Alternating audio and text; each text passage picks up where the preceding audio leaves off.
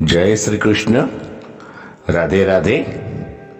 राधे सत्संग में सत्संग का रसपान करते सभी आत्मीय जनों, आज श्री वल्लभ की प्रेरणा से प्रेरित होकर हम राधे सत्संग में एक सत्य घटना देखेंगे जिसमें एक अलौकिक साक्षात्कार बताया गया है,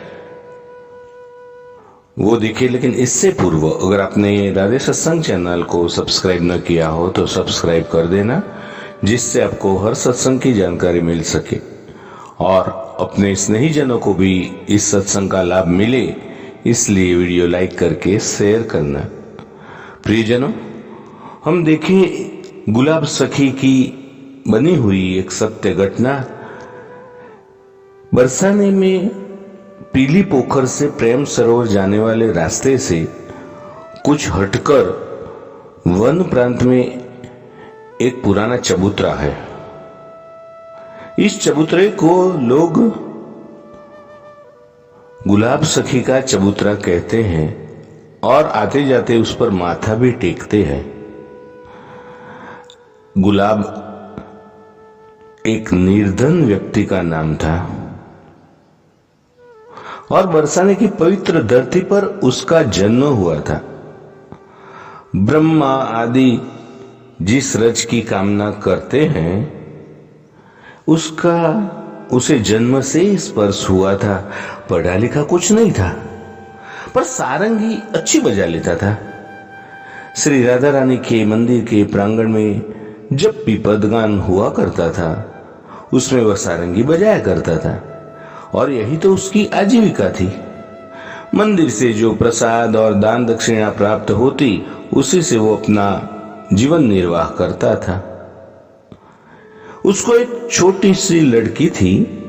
जब गुलाब मंदिर में सारंगी बजाने जाता तो लड़की नृत्य करती थी और उस लड़की के नृत्य में एक आकर्षण था, एक प्रकार का खिंचाव था। उसका नृत्य देखने के लिए लोग स्तंभ की भांति खड़े हो जाते थे।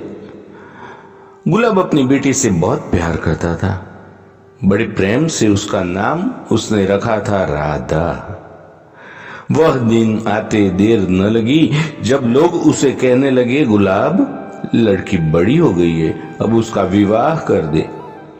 राधा केवल गुलाब की बेटी नहीं थी, वह पूरे बरसाने की बेटी थी। सभी तो उससे प्यार करते और उसके प्रति भरपूर स्नेह रखते थे।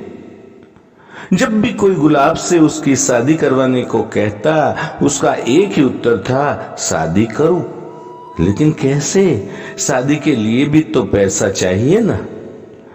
एक दिन श्री जी के मंदिर में कुछ गोस्वामियों ने कहा, गुलाब तू पैसे की क्यों चिंता करता है, उसकी व्यवस्था श्री जी कर देंगे, तू लड़का तो देख।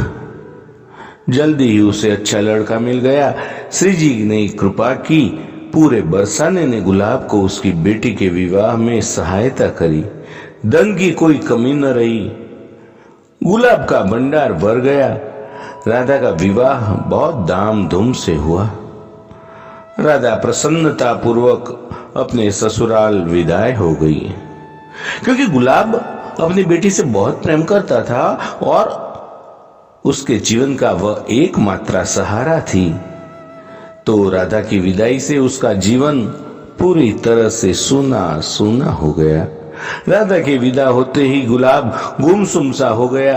राधा की विदा होते ही 3 दिन और 3 रात तक श्री जी के मंदिर में वो सिंह द्वार पर गुमसुम बैठा रहा।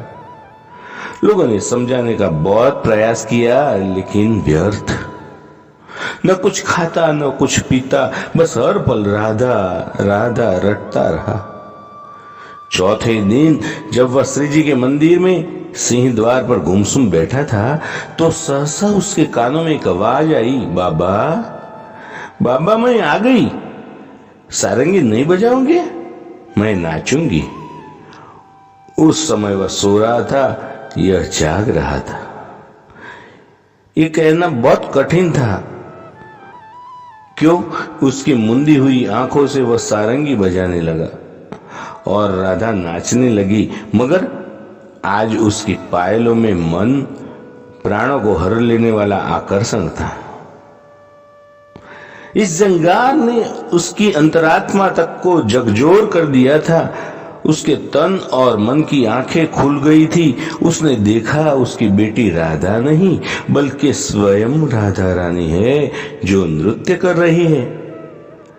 सजल और विस्फारित नेत्रों से उसने बोला, बेटी बेटी। और जैसे ही कुछ कहने की चेष्टा करते हुए, स्नेह से कांपते हुए, डगमगाते हुए उनकी ओर अग्रसर हुआ। राधा रानी मंदिर की ओर भागी। गुलाब उनके पीछे पीछे भागा। और इस घटना के पश्चात गुलाब को कभी किसी ने नहीं देखा। उसके अदृश्य होने की बात एक पहेली बन गई। कई दिनों तक जब गुलाब का कोई पता न चला तो सभी ने उसको मृत मान लिया। सभी लोग बहुत दुखी थे। गोसाइयों ने उसकी स्मृति में एक चबूतरे का निर्माण करवाया। कुछ दिनों के पश्चात मंदिर के गोस्वामी जी शयन आरती कर अपने घर लौट रहे थे। तभी झुरमुट से आवाज आई, गोसाई जी, गोसाई जी। गोसाई जी ने पूछा, कौन? गुलाब झुरमुट से निकला और बोला, मैं आपका गुलाब। गोसाई जी बोले, तू तो मर गया था ना। गुलाब बोला, मुझे श्री जी ने अपने परिकर में ले लिया है। अभी राधा रानी को सारंगी सुना कर आ रखा हूं। देखिए न, राधा रानी ने प्रसाद के रूप में मुझे पान की बीड़ी भी दी है। वो स्वामी जी उसके हाथ में पान की बीड़ी देखकर चकित रह गए, क्योंकि यह बीड़ी वही थी जो वह राधा रानी के लिए अभी अभी भोग में रखकर आए थे। गोसाई जी ने पूछा, तो तू अब कहाँ रहता है? उसने उस चबूतरे की तरफ इशारा किया जो वहां गोसाई योग ने उसकी स्मृति में बनवाया था। और तभी से वह चबूतरा गुलाब सखी का चबूतरा के नाम से प्रसिद्ध हो गया, लोगों की श्रद्धा का केंद्र बन गया। प्रियजनों, इसके साथ ही आज के सत्संग को श्री वल्लभ के चरणों में समर्पित करके अत्रे विराम दे। फिर मिलेंगे राधे सत्संग में नए सत्संग के साथ। जय श्री कृष्ण। राधे राधे।